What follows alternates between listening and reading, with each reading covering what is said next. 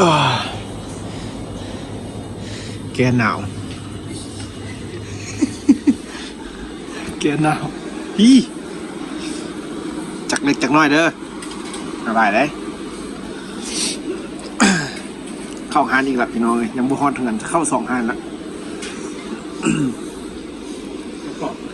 เอาผู้500ไหม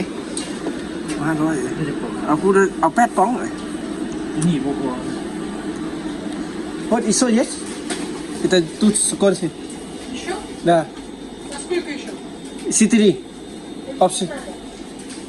Вот. โควิด หานขายเบียร์เพิ่นพี่น้องอันนี้นะขายเหล้าขายเบียร์พ่อมีแต่เบียร์เลยเนาะสุดใจเลยนี่นะแนวนี้นะตารัสเซียข้าเอาตัวมาขังไว้นี่สิจังไงนี่เดือด1หมดวะนี่ ตาย ตายตุยเลยเบิ่งสิมีของนำเข้าบ่หานนี่ป้อหานแรกได้นี่อู้มีหยังนี่ จู โซจูอันนี่ของญี่ปุ่นนี่ของใครนี่เสีย น่าจะเป็น อยู่ใส่อันเตากาละเสียตัวไหนเพิ่นว่าดังเตากาละเสียนี่โอ้นี่เด้นี่นะ เตาก้า นี่นะป้าบนกะ ใบเก้า ใบเก้าอันนี้นะตัวนี้ตีน้ำบ่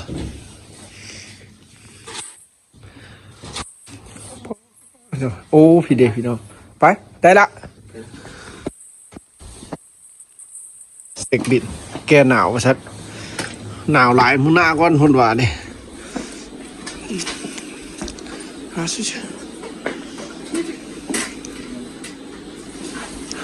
เอาทุงอย่างได้ครับบอกโอ้ใส่ถุงนี้เลย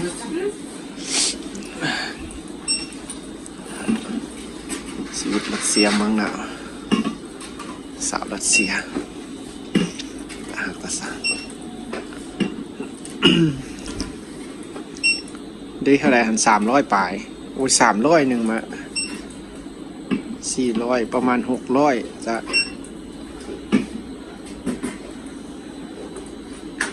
ประมาณ600 ปลายนึง แกนหนาว500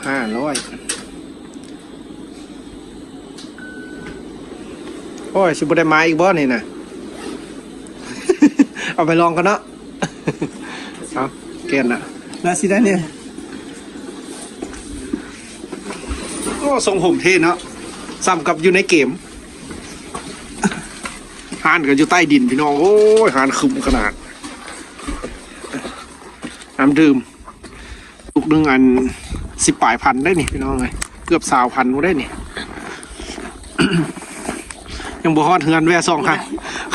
ยังแข่งอยู่ว่ามือน้องชายบ่เอาซบมือนะพี่น้องโอ้เสียดายกูน่าเกี่ยมดีๆเข้าว่าหันนี่เบิ่งเครื่องไว้บ่เครื่องไปป้าได้หัน เฮ้ยตัวนี้ขนาดเมื่อกี้เนี่ยเอาแค่กัน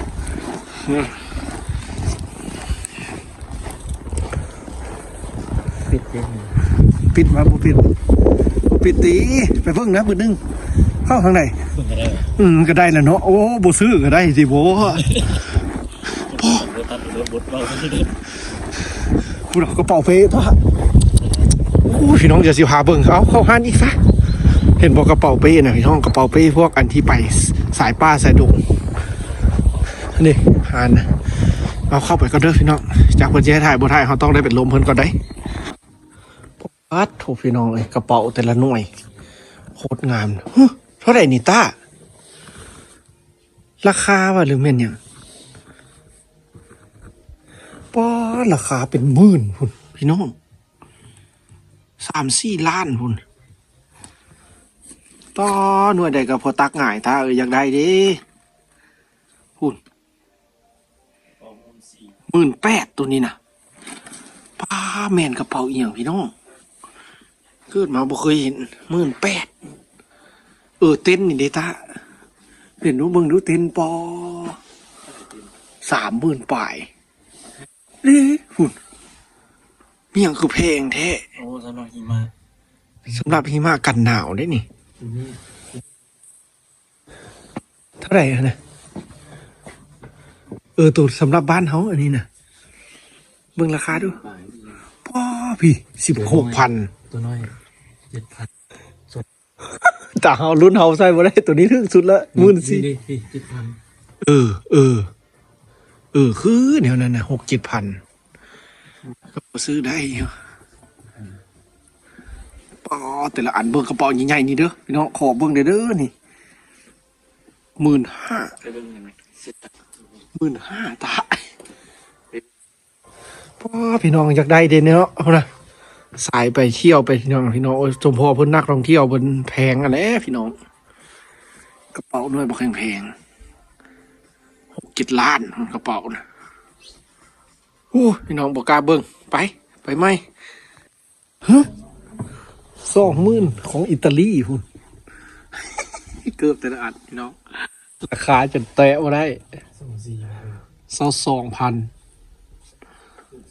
หน่วย10 100 1,000 10,000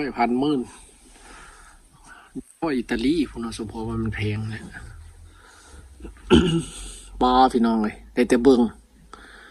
คือว่าหารธรรมดาบอกรู้ๆแล้วเขาบอกแพงๆซื้อเส้นปาเกตตี้ก่อนพี่น้อง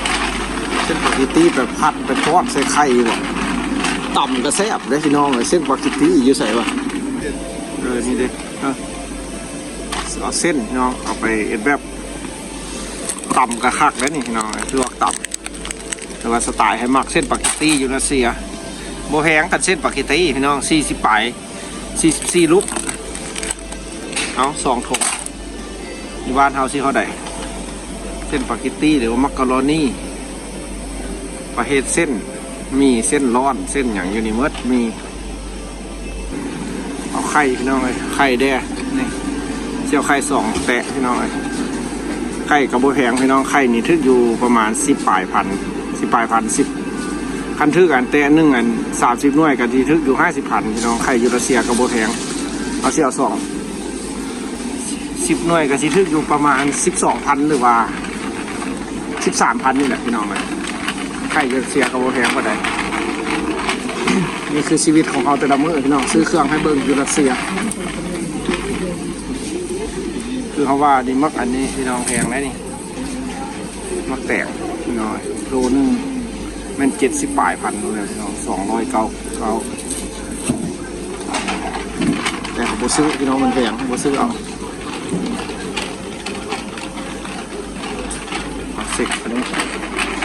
ก็สิกล่าวอย่างว่าเอามียังมีไปซื้อมีแดงพี่น้องห้านี่บ่มีมีแดง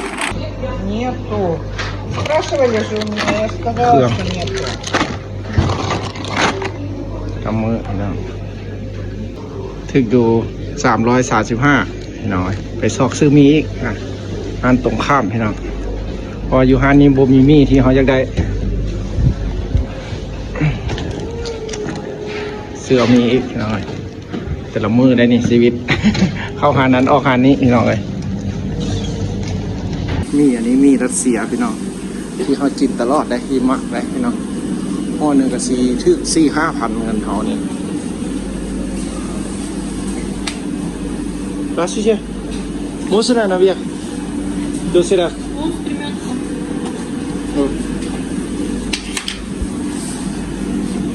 บดถึงพี่น้องใส่คันไดนะ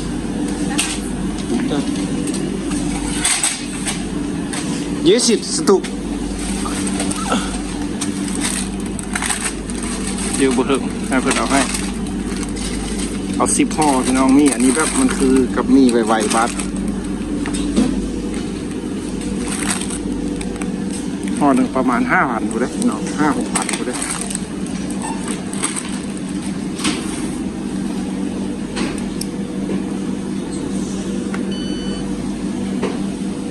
289 Robert. Да, спасибо.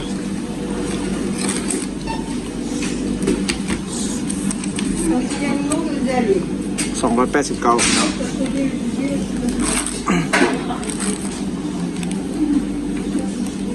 ใส่ถุงกันเข้าหานั้นออกหานี้พี่น้องเลย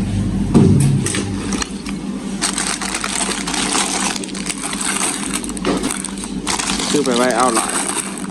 มันกินง่ายพี่น้องเลยแต่กินรวดเร็วนี่คือห้างรัสเซียพี่น้องเลยสินค้ารัสเซีย